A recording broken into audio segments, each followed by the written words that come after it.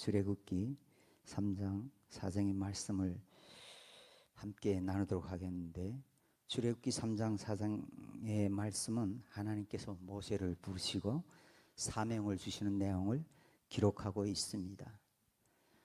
소명과 사명은 조금 다른 영역인데, 소명은 부르심이고 사명은 부름받은 사람이 해야 할 일이라고 할 수 있습니다. 오늘 본 말씀에는 모세를 부르시는 사건이 기록되어 있습니다. 모세야, 모세야, 이렇게 하나님의 부르심, 이것을 소명이라고 합니다. 그리고 거기서 좀 더 아래로 내려가면 10절 말씀에 보면 하나님께서 모세에게 주시는 사명이 기록되어 있습니다. 오늘 본문 말씀에는 나오지 않았는데 3장 10절 말씀에 보게 되면, 이제 내가 너를 바로에게 보내어 너에게 내 백성 이스라엘 자손을 애굽에서 인도하여 내게 하리라. 이것이 모세의 사명이라는 거예요. 뭐요? 그를 보내서 애굽의 노예로 사는 그 이스라엘 백성을 구원해서 약속의 땅으로 인도하는 것, 그것이 모세의 사명이라는 거예요. 자, 그렇다면 오늘 본문 말씀을 통해서 모세가 어떻게 소명과 이 사명을 받게 되는지, 그리고 그 소명과 사명의 증거는 어떻게 나타나는지 저희가 함께 살펴보도록 하겠습니다. 이것을 보자면 출애굽기 3장 4장의 전체 구조를 이렇게 살펴보아야 하는데, 출애굽기 3장 4장의 전체 구조는 출애굽기 2장 23절에서부터 4장 19절 말씀을 한 단락으로 볼 때 나타나고 있습니다. 그래서 출애굽기 2장 24절 말씀에 보면은 이런 말씀이 나오고 있어요. 여러 해 후에 애굽 왕은 죽었고 이스라엘 자손은 고된 노동으로 말미암아 탄식하며 부르짖으니 그 고된 노동으로 말미암아 부르짖는 소리가 하나님께 상달된지라. 그리고 4장 19절 말씀에 보면 여호와께서 미디안에서 모세에게 이르시되 애굽으로 돌아가라. 내 목숨을 노리던 애굽 왕의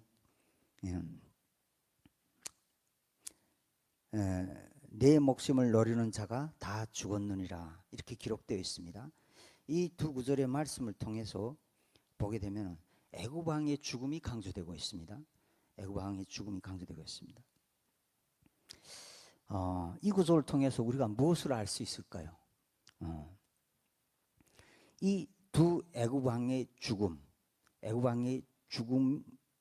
그 사이에 모세의 소명과 사명을 받는 사건이 기록되어 있다는 거예요. 애굽 왕이 죽음으로, 그리고 애굽 왕이 죽었으니 이제 애굽으로 가라 한 이 죽음, 두 죽음의 말씀 두 사이에 모세가 소명받고 사명받는 내용이 기록되어 있다는 거예요. 이것을 통해서 우리는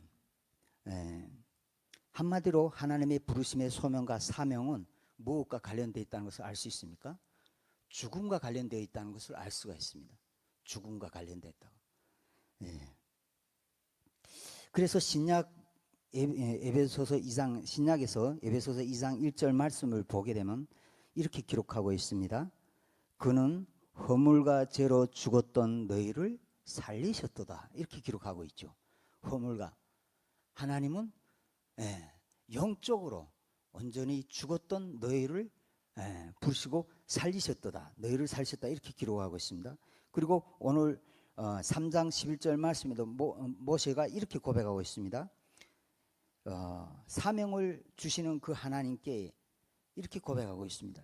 내가 누구에게 바로에게 가며 이스라엘 자손을 애굽에서 인도하여 내리이까?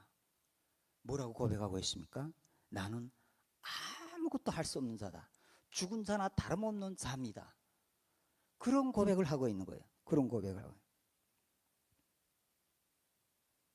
그렇다면 정말 모세는 처음부터 아무것도 아닌, 아무것도 할 수 없는 그런 사람이었을까요? 전혀 그렇지가 않죠.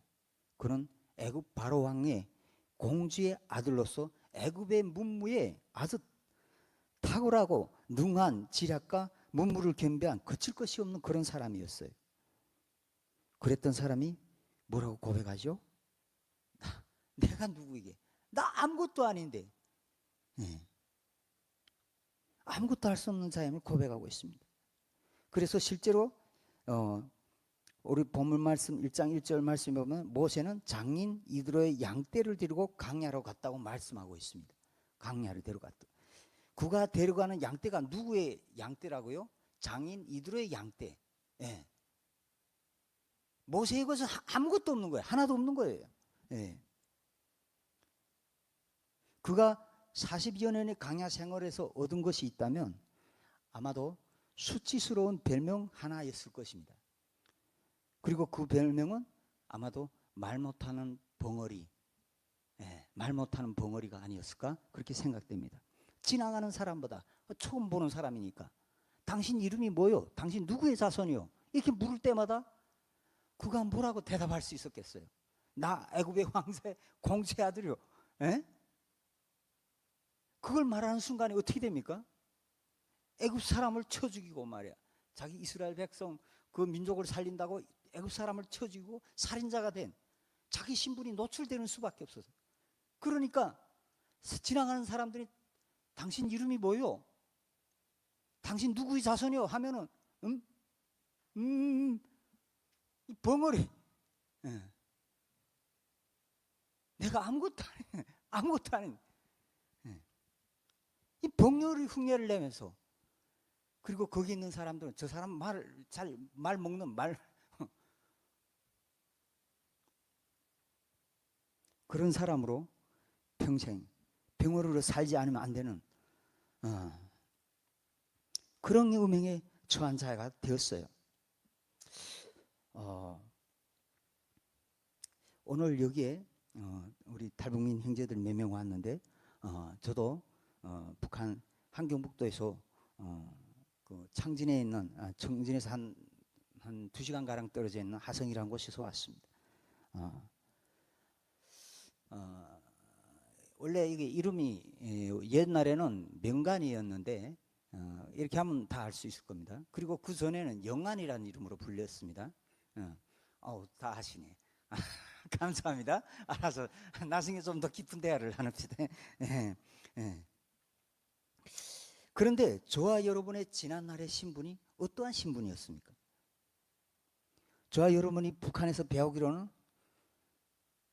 우리는 우리 인민의 수천 년 역사에서 처음으로 맞이하고 높이 모신 위대한 수령 김일성을 수령으로 모신 김일성 민족이다. 그가 내놓은 주체사상은 온 세상 사람들이 흠모하고 따르는 위대한 사상이다.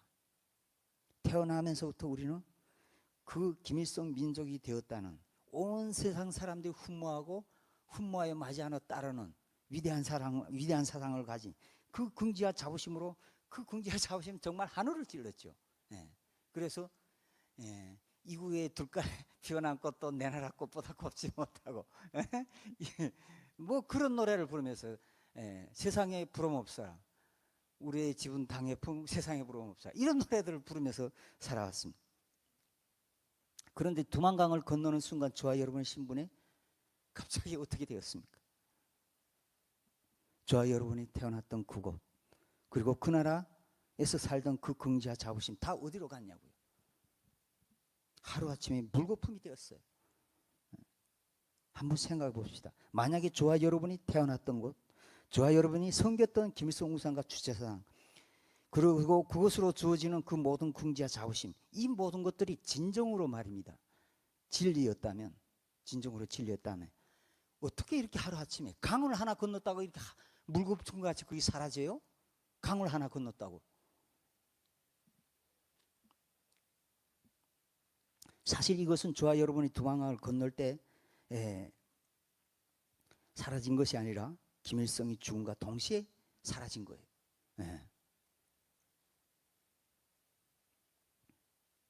그럼에도 불구하고 저와 여러분은 그 거짓된 어둠 속에서 벗어나는데 많은 시간이 걸렸어요. 그리고 탈북이라는 이 과정을 통해서 수차례의 죽음의 터널들을, 수차례의 죽음의 고난, 이 터널들, 죽음의 터널들을 넘어오면서 그 과정 가운데 이 자유의 세계에 대해서, 그리고 그보다 좀 더 차원 높은 영적 세계에 대해서 조금씩 우리의 눈이 열리기 시작했습니다. 오늘 본문 말씀의 구조가 애굽 왕의 죽음이라는 이 구속 속에 무엇이 있다고요? 하나님의 부르심과 사명이 있다는 거예요. 하나님의 부르심과 사명이. 그 죽음 속에, 저와 여러분이 그 죽음의 터널 속에 하나님의 부르심이 있다는 거예요. 여러분, 이것을 우리가 생각할 수 있기를 바랍니다. 네, 이것을 생각할 수 있기를 바랍니다. 죽음 가운데 빛으로 주어지는 그 소명, 빛으로 주는 소명. 생명을 살리는 사역자로 부르시는 하나님의 사명, 그것이 숨겨져 있어요. 결코 그것이 죽음의 길이 아니라는 거예요. 그것이 하나님의 빛의 소명과 사명이 숨겨졌다는 게 너무 감사하지 않나요? 네. 그런데 말입니다. 애굽 왕이 죽었다고 하는 이 죽음과 하나님하고 이 무슨 상관이 있냐는 거예요. 하나님을 믿지 않는 애굽 왕과 하나님이 뭔 상관이 있냐고요. 그것이 왜 성경에 기록되어 있냐고요. 네. 4장 19절 말씀 보게 되면 여호와께서 미디안에서 모세에게 이르시되 애굽으로 돌아가라. 내 목숨을 노리던 자가 다 죽었느니라. 이 말씀만 보게 되면요, 마치 하나님께서 애굽 왕이 살아있을 때는 아무것도 할 수 없는 분이시고 애굽 왕이 죽었을 때만 뭔가 할 수 있는 약간 쪼다 같은 그런 분 같이 보여요. 정말 그런 분이실까요?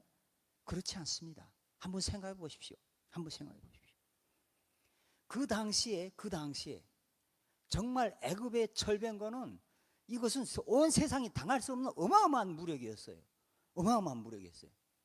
네.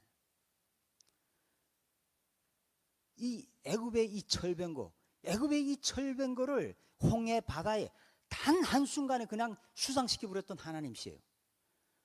애굽은 이 철병거가 홍해 바다에 묻힘으로 인해서 애굽 홍해 바다에 묻힘으로 인해서 정말 대제국으로 나갈 수 있는 그 길이 끊어져 버렸어요. 그 어마어마한 큰 나라였지만 제국으로까지 성장하지 못했어요. 이 철병거를 잃어버린 바람에 말입니다.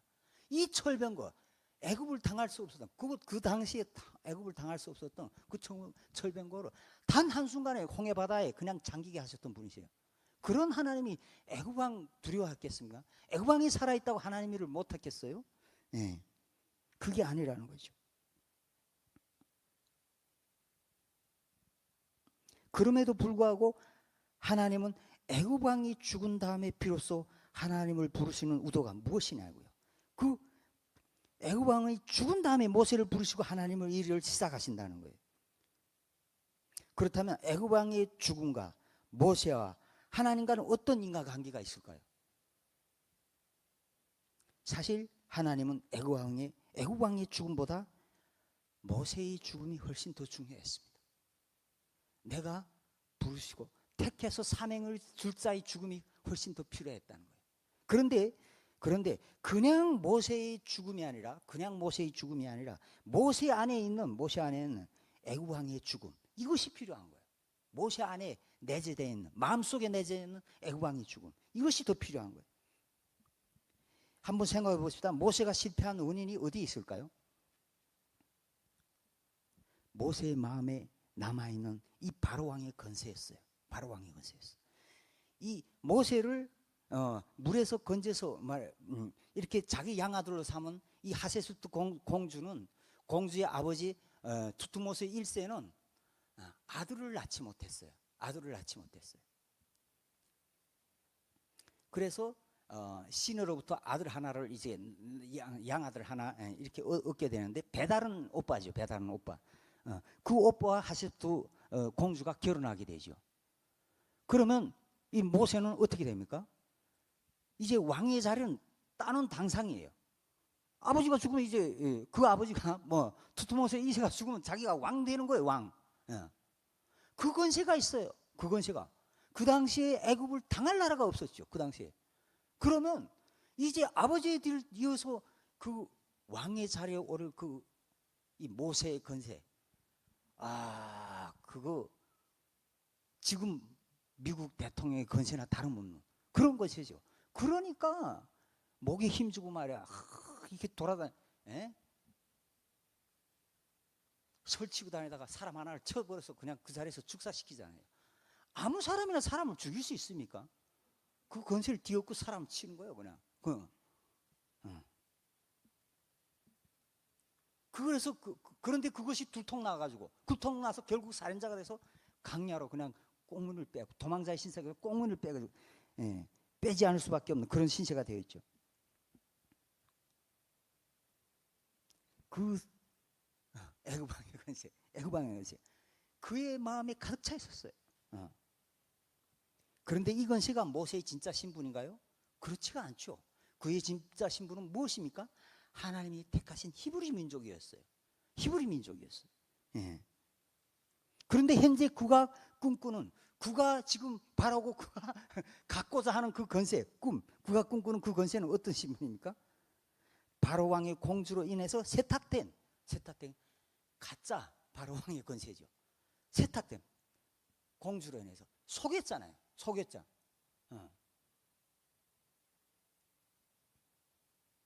여러분, 저와 여러분이 지금 이 세상에서 누리고 있는 이 모든 세상 것들 누리는 이 모든 것들 정말 우리가 진짜 누려야 할 축복일까요?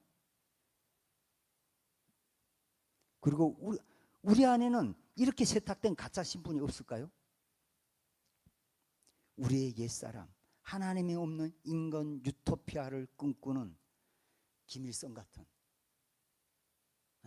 하나님이 없는 인간 유토피아를 꿈꾸는 거기에 대한 야망, 그것은 김일성에게만 있는 것입니까? 그 김일성의 야망 우리한테는 없냐 이거예요. 없냐 말이에요. 탈북이 일어나면 누구나 다 김일성을 싫어할 거예요. 싫어할 거예요. 당한 게 있으니까.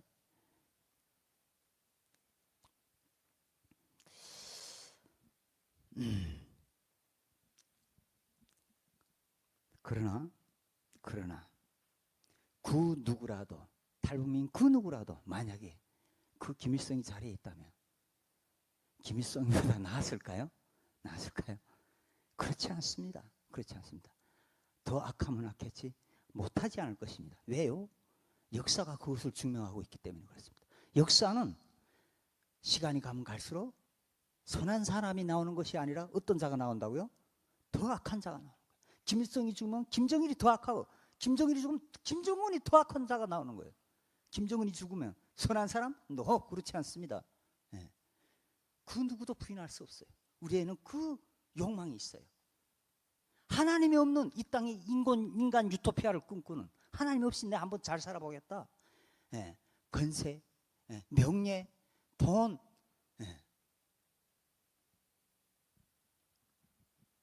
이 모든 것들이 어떻게 돼야 된다고요? 이 모든 것들이 죽어야 된다. 죽어야 된다.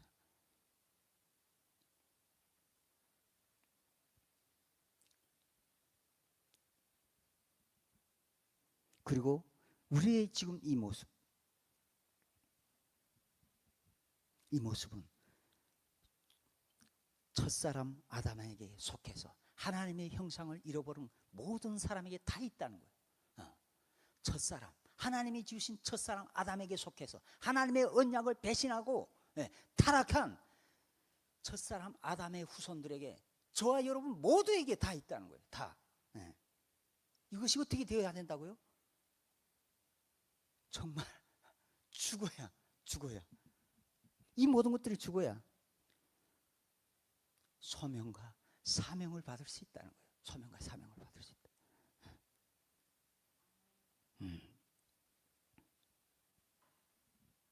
그래서 하나님께서 모세를 소명으로 불러주시고 사명을 줄 때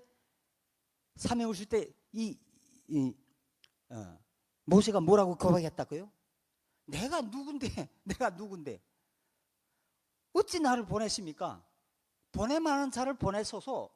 보내만한 자, 지팡이, 이적, 기적, 능력을 다 이렇게 기적과 이사를 행하면서 간 능력을 주시는데도 내가 누구에게 갈 수 있습니까? 보낼만한 자를 보내소서.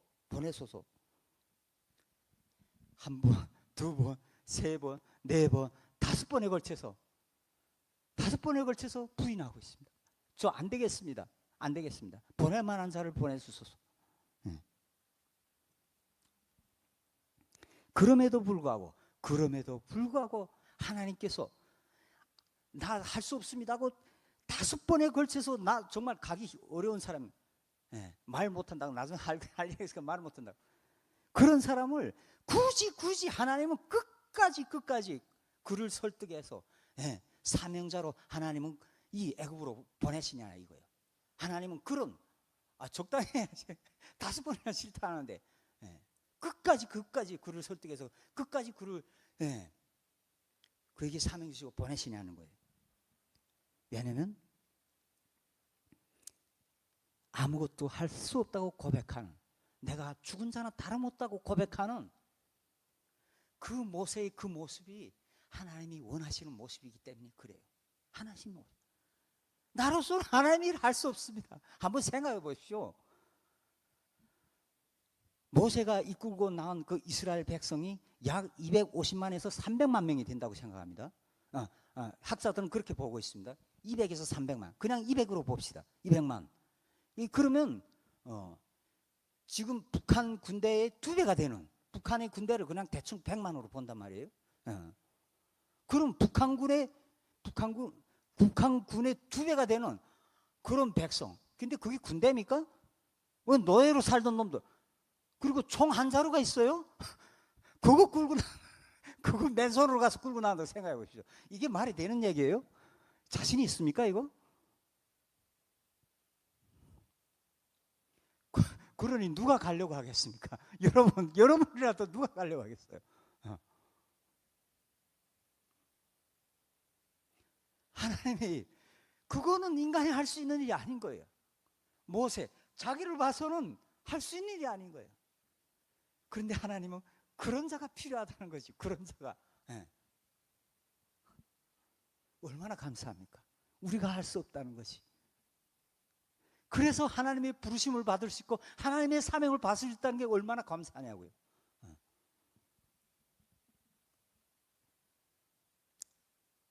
원래 모세의 모습은 정말 바로 공주의 아들로 살던 그 모습은, 모세의 모습은 원래부터 그런 모습이 아니었어요. 바로의 공주로 사는, 왕자로 사는 그의 모습은 처음은 모든 것을 할 수 있는 자였어요. 모든 것을 할 수 있는 자였다. 그런데 부르심 앞에, 소명 앞에, 사명 앞에, 하나님 앞에선 지금 그는 어떤 자입니까? 아무것도 할 수 없는, 아무것도 할 수 없는. 참 이상하지 않습니까?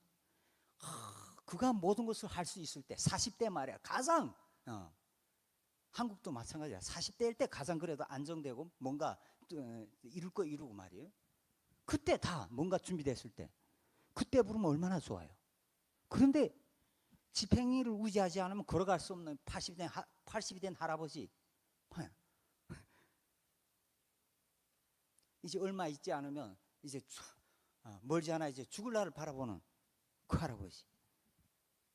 그런 늙은 모세를 부르는 이유가 뭐냐고요. 그것은 하나님의 나라는 인간의 힘, 능력, 지혜로 세우는 나라가 아니기 때문에 그렇다는 거예요. 만약에 모든 것을 할 수 있는 모세를, 모든 것을 할 수 있는 그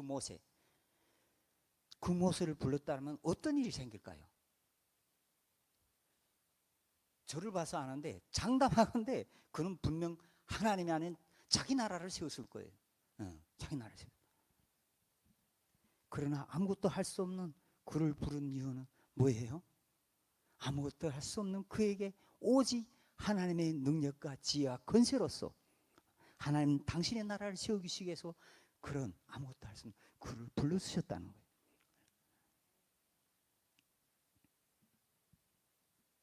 그가 어떻게 되기까지 그 안에 들어선 바로 왕의 권세, 그것이 다 죽을 때까지 하나님 기다리신 거예요. 그렇다면 우리가 이렇게 한번 생각해 보십시다. 잘 나갈 때, 내가 살만할 때,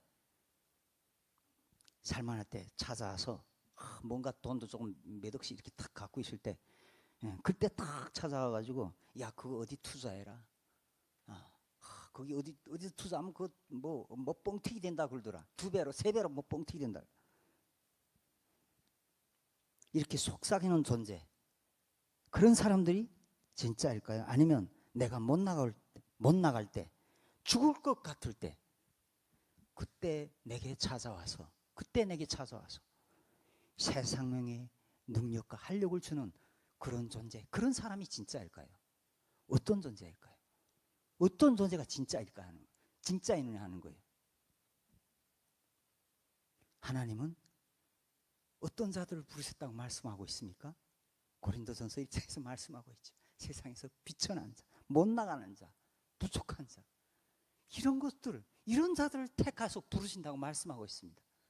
이런 자를 택하여 부르는, 그것이 하나님의 은혜이고 축복인 줄로 믿습니다.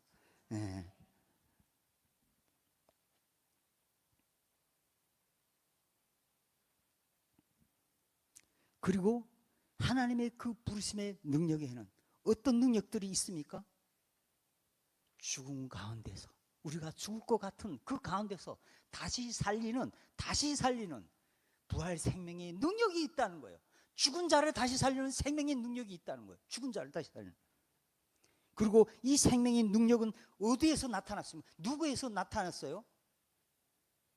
우리의 구원자 예수 그리스도 안에 있는 생명의 능력 안에 그 부활의 생명이 나타난 줄로 믿습니다.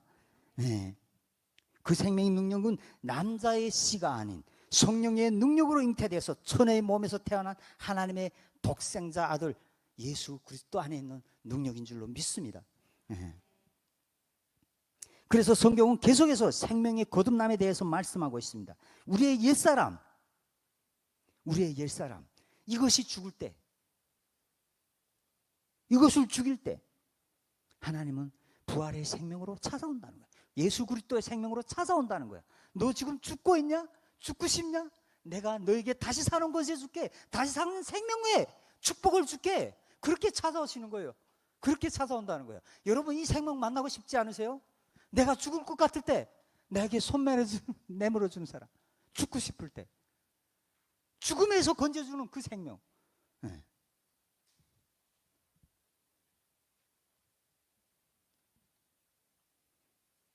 그 생명을 만날 수 있기를 바랍니다.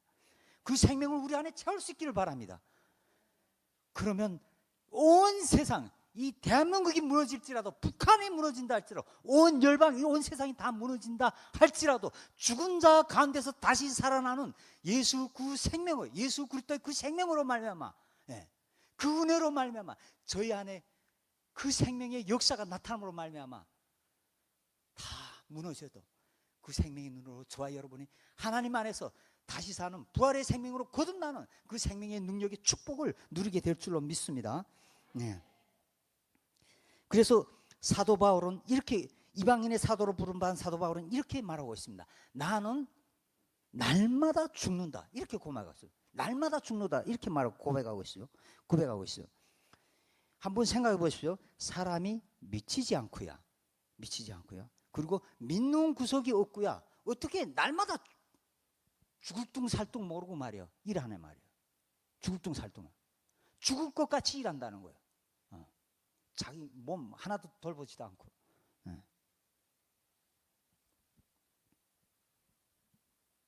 그 이유를 사도 바울은 이렇게 고백하고 있습니다. 빌립보서 1장 20절 21절 말씀에는 나의 간절한 기대와 소망을 따라 아무 일에든지 부끄러워하지 아니하고 지금도 전과 같이 온전히 담대하여 살든지 죽든지 내 몸에서 그리스도가 존귀하게 되게 하려 하나니 이는 내게 사는 것이 그리스도니 죽는 것도 유익함이라. 이 말씀을 보면 사도 바울은 자기가 죽고 사는 것은 별로 중요치 않다 이거예요. 자기가 간절히 기대하는 것은, 바라는 것은 자신의 몸에서 온전히 그리스도가 존귀하게 되는 거라는 거예요. 그리스도의 생명, 예수 그리스도의 생명을 믿음으로 받은, 그래서 그 생명이 자기 안에서 살아 역사하는 그 생명이 온전히 존귀케 되기를 원한다는 거예요. 그 생명이 자신 안에 살아 역사하면 오히려 사는 것보다 죽는 것이 더 유익하다 그래요. 왜요? 죽으면 죽을수록 육체의 생명을, 세상에 속해 있는 이 생명을 내가 죽이면 죽을수록, 이 육신의 욕구들을, 욕망들을 죽이면 죽을수록 어떻다고요? 예수 그리스도 안에서 더욱더 오늘보다 내일보다 더 아름답고 위대한 생명이 계속해서 나를 하나님께로 더 가까이 가게 하고 더 아름다운 생명의 삶으로 나를 살게 하기 때문에 그래요. 네. 그래서 이 사도 바울이 가는 곳마다 어떤 일은 생명의 역사들이 일어났습니까? 병든 자들이 고침을 받고, 안전뱅이가 일어서고 말이에요. 예. 눈먼 자가, 소경이 눈을 뜨고 말이에요. 죽은 자가 살아나는, 그 옷자락만 만져도 이 병자들이 나눔받는 이런 생명의 역사들이 계속해서 일어났다는 거예요. 그가 가는 곳마다. 그래서 그가 온 유럽을 다 복음화시켰죠. 이방 땅에. 그래서 어떻습니까? 현재 지금 정말로 전 세계 선진국은 전부 다 어디 있습니까? 유럽에 있잖아요. 유럽에 있잖아요. 기독교 국가. 중국에서 처음 성경을 볼 때 저는 그것이 사실이라는 것이, 그래서 성경이 가짜같이 않아 보였어요. 만약에 성경이 가짜라면 말이에요. 김일성이 입 앞에 고깃국 먹였던 그 소박한 그것도 못 이뤘는데,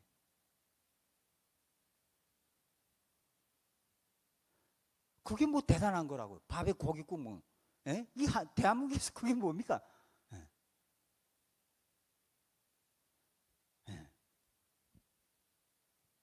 이것이 진리와 비진리의 차이예요. 비진리. 하나님 없이 이 밥에 고깃국 먹을 수 없다 이게.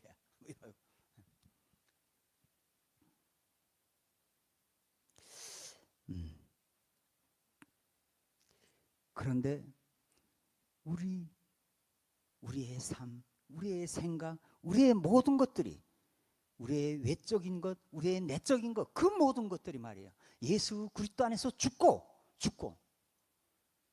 죽은 자 가운데서 부활하신 그 생명을 우리가 믿음으로 받을 때 우리는 어떻게 된다고요? 사도 바울과 같이 말이에요. 하루하루 죽지 못해 살아가는 저 북한 가운데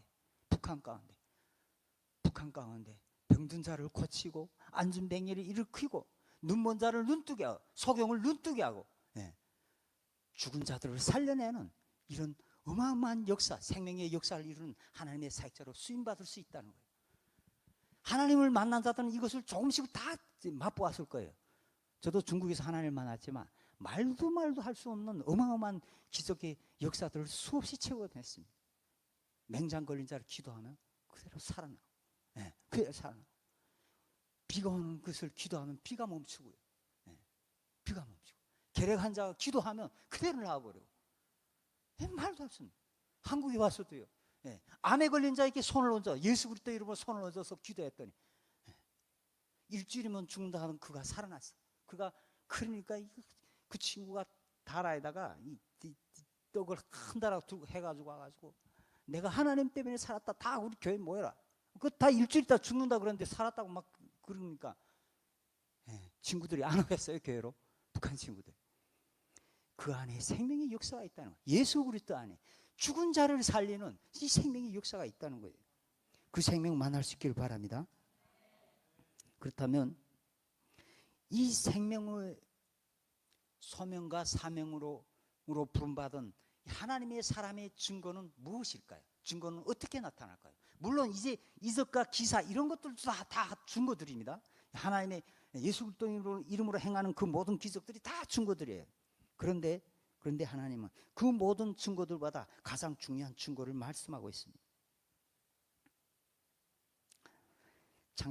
출애굽기 3장 12절 말씀입니다. 하나님이 이르시되 내가 반드시 너희와 함께 있으리라. 내가 그 백성을 애굽에서 인도하여 낸 후에 너희가 이 산에서 하나님을 섬기리니 이것이 내가 너를 보낸 증거니라. 뭐예요? 정말 모세는 애굽에서 바로 왕을 상대로 10가지 재앙, 어마어마한 10가지 재앙을 행했어요. 홍해바다에 애굽의 그 군대, 철병교를 다 물에 잠식시킨 사람이에요.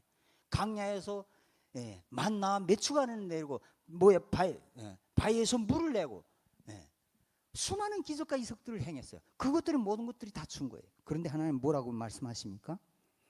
너희가 이 산에서 하나님을 섬기는 이것이 내가 너를 보낸 증거라. 가장 큰 증거는 뭐라고요? 하나님을 섬기는 거, 예배하는 거라는 거예요. 저와 여러분 하나님을 묻는 증거가 뭐라고요? 여기서 예배하는 거라.